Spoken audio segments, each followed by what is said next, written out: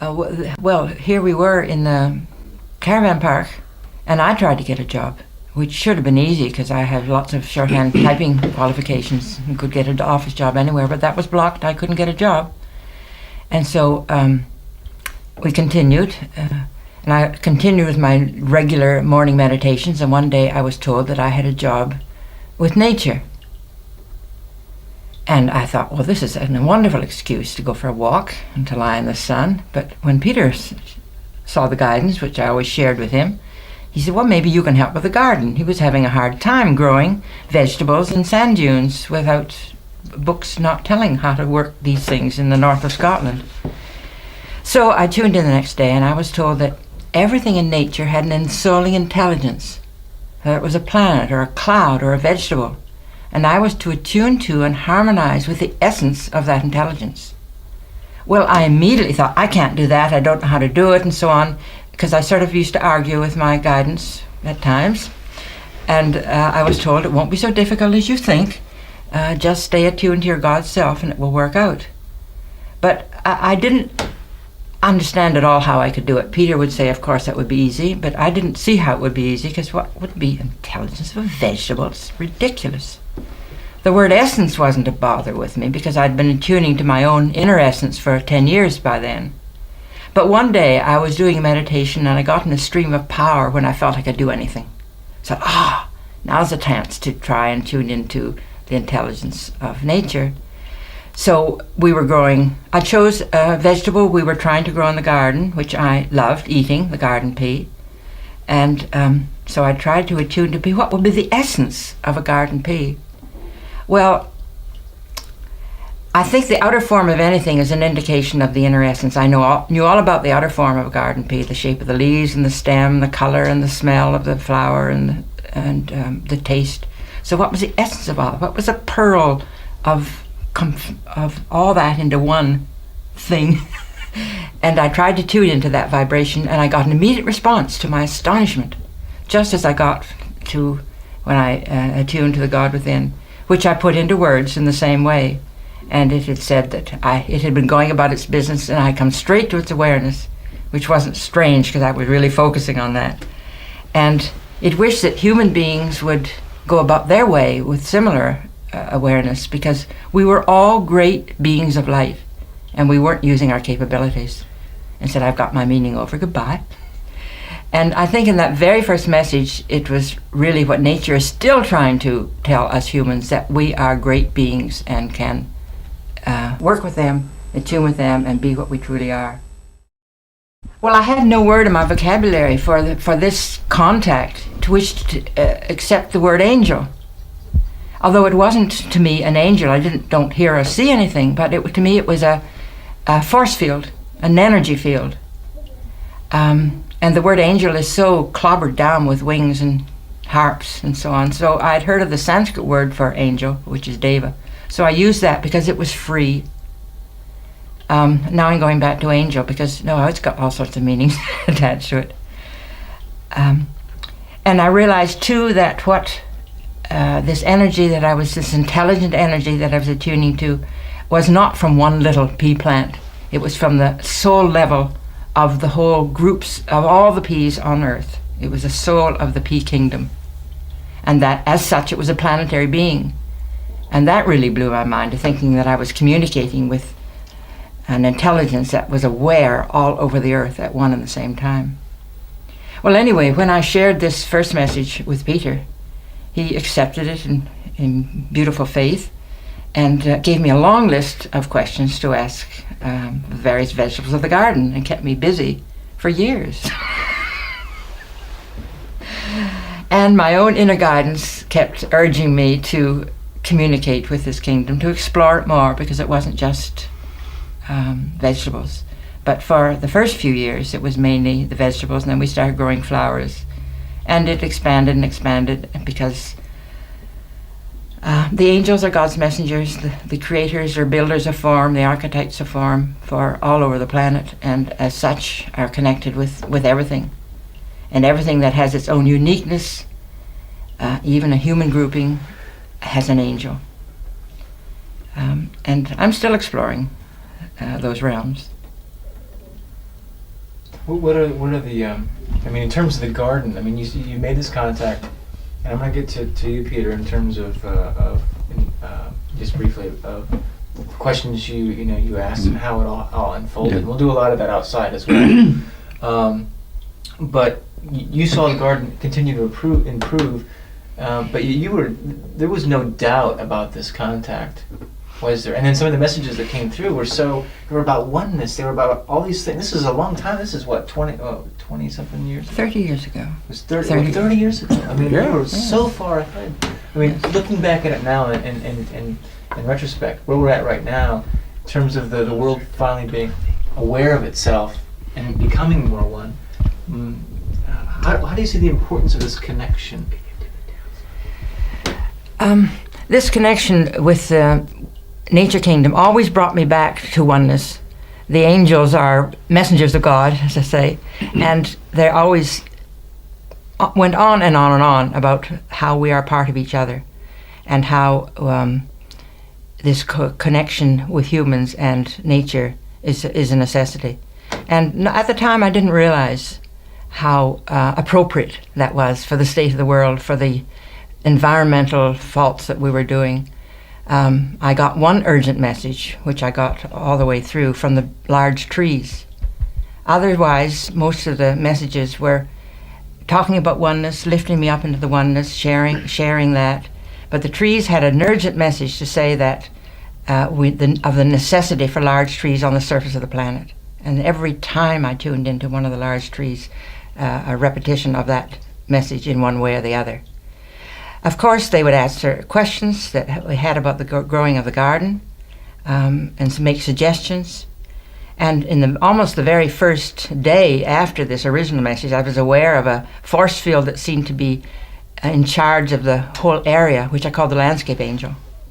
And the landscape angel became the intermediary for other denizens of the angelic kingdom, and also asking general questions about the soil, for example.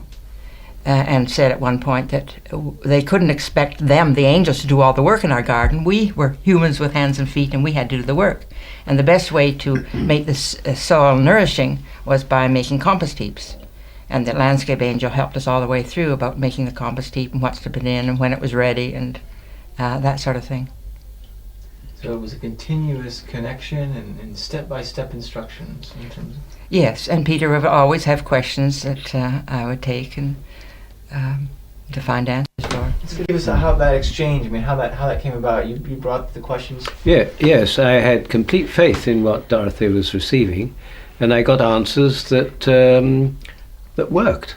And so when I encountered problems or a lack of knowledge, I would ask Dorothy, well, will you contact the lettuce David and find out why the lettuces are dying? And I got answers that made sense and worked. I put them into practice. So it was a constant going to Dorothy to get information from the Devas.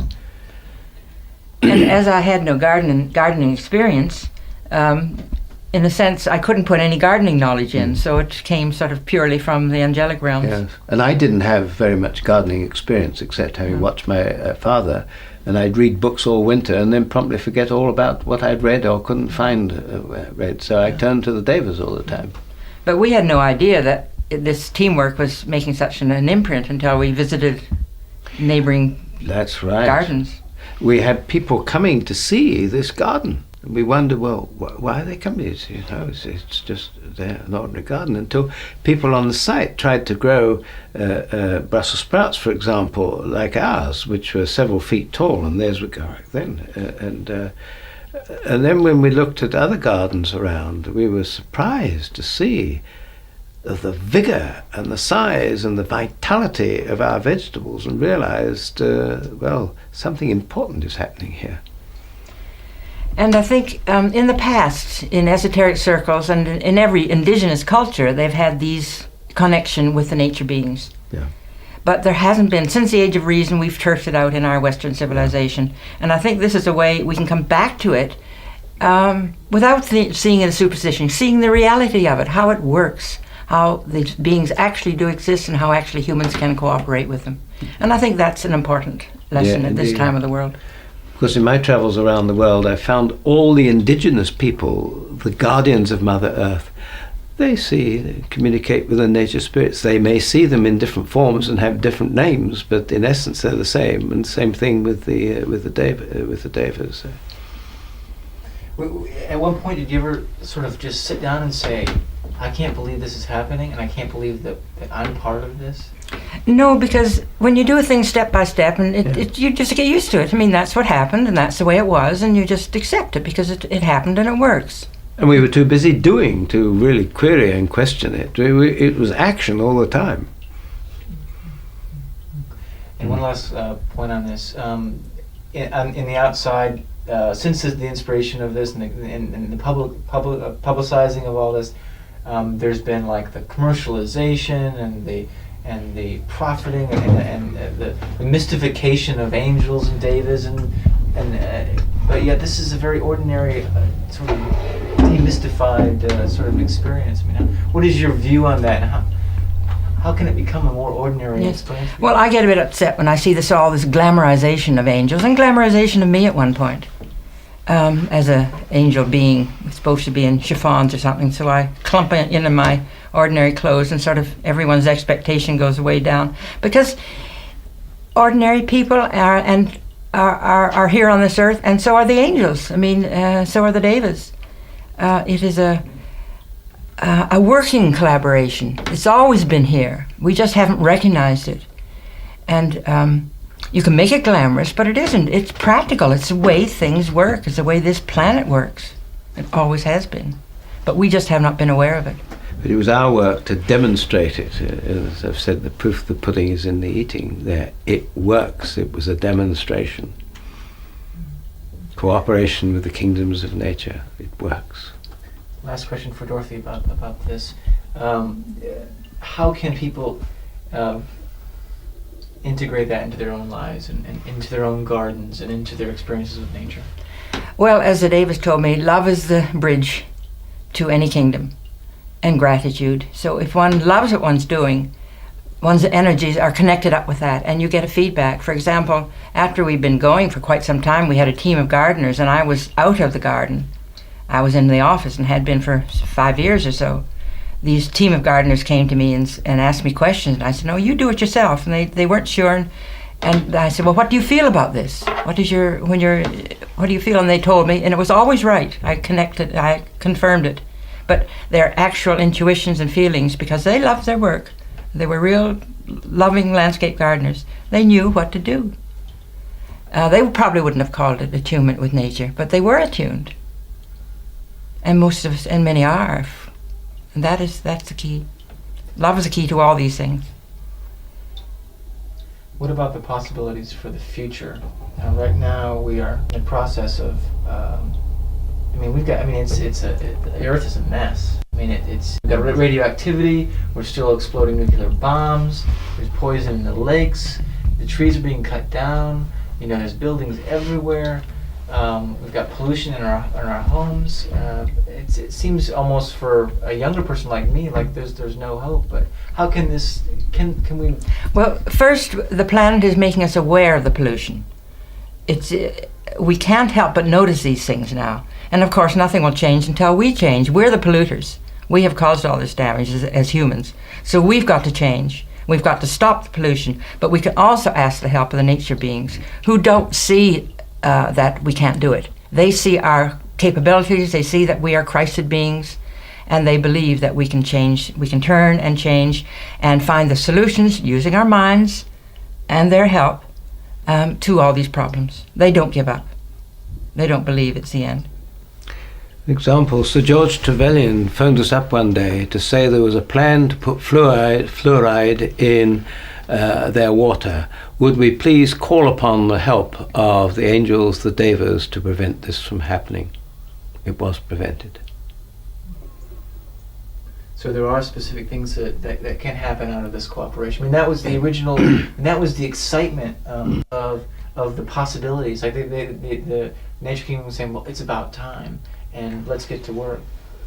Yes, it's almost as if they've waited for many, many years for us to grow up, as if we were teenagers, and we can start to grow up and develop and work with them. And that's the way they see the future.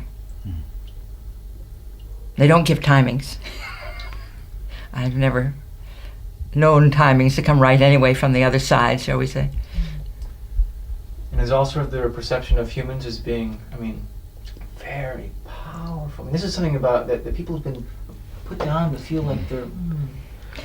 Yes, they see that. They see that we are very powerful. And also, the angels live in a realm above polarity.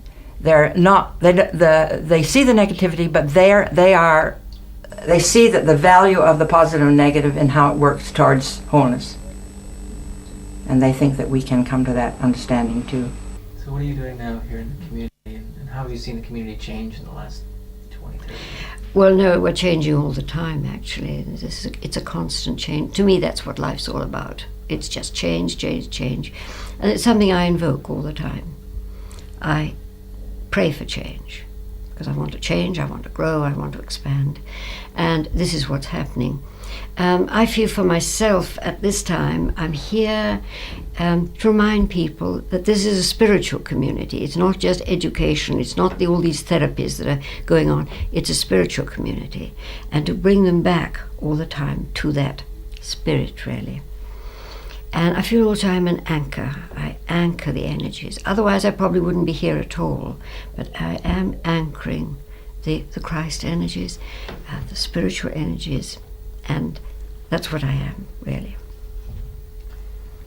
How do you see some of the founding principles of this place integrating in people's daily lives here and then outside?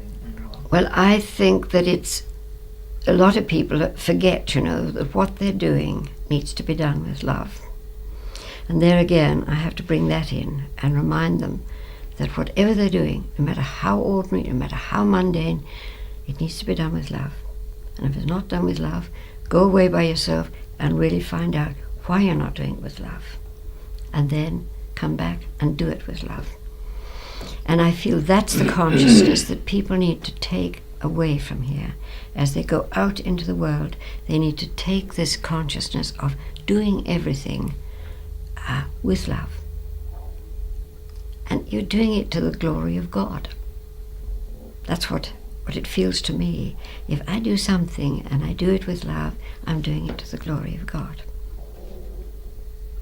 And then I think it seems like when that love is flowing, then just things happen. Yes, That's it the does. beauty. How do you see that happening in the community on a day-to-day basis? Oh, I think we forget at times.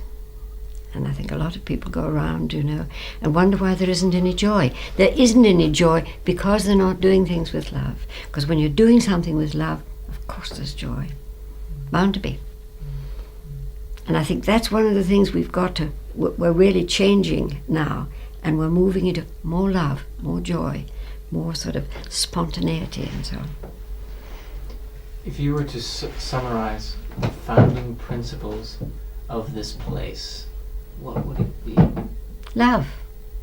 Can you Love, love and more love. As somebody said in the other evening.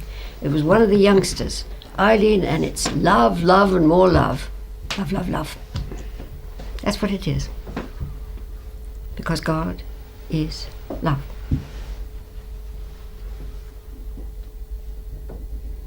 Dorothy? I thoroughly agree with all that. And a lot of things I've been learning lately is the power of that love. We say God is love. Now God is this exploding universe that we're seeing through science at the moment. And love is just as great as that. It's just as vast as that. And we know so little of it. We know so little of the power of it. And as I grow older, or grow more experienced, shall we say, I realize the power of it. It can make anything happen. And it's appropriate in any situation. When nothing else works, that works. It seems at times a feeble word, and we misuse it so much. But it's as great as the universe is. So in reality, if you were to get into sort of quantum physics and science, that love is like an energy, or It's to me, it's the founding energy of all that. And as it's like the white light, which is split into all the colors. Only love is split into everything there is. light and dark are polar opposites, but love contains the dark. It contains everything. It embraces everything. There's been a lot of criticism of the New Age, and it seems like the New Age, whatever this is grappling to try to allow love to flow through and to make all this work, but then all this other stuff gets in. How do you answer to that criticism? Well, to say love is very simple, and people they like complication. We like to work through crystals or tarot cards or something. It seems that it employs more of oneself. But it'll all come back to that basic simplicity, which is the core of it all. All these are extensions of love and extensions of the vast creativity of God and of humans. And we've been given the free will to play around with this as we like. But we learn through our free will where we make our mistakes, and we come to the wanting to be one with that wholeness. It satisfies us as nothing else does. There's sort of a divine discontent in each one of us that's taking us towards that simplicity all the time. So is there even the foundation in the community, I mean, as the sort of the cathedral of the New Age and is being attached to all this other business that's going on? I mean, is there a way for you to clear that up? I mean, to speak on that? Everything should be part of the whole. Everything is part of the whole if it's done with love. Doesn't matter what you do or what your position is. And I think they're even from a business point of view, they've been finding out that when you do things with harmony and so on, the lolly comes in better. Everything, the physical level has not been included in spiritual teachings too much, certainly not in the West. Now it's being included because the whole planet has to be included. Our bodies have to be included as they never have before. Personally, I've always ignored my body, but now I realize it's part of the whole, and it's got to be, has an equal part to play. So it's all coming down to the physical level as never before.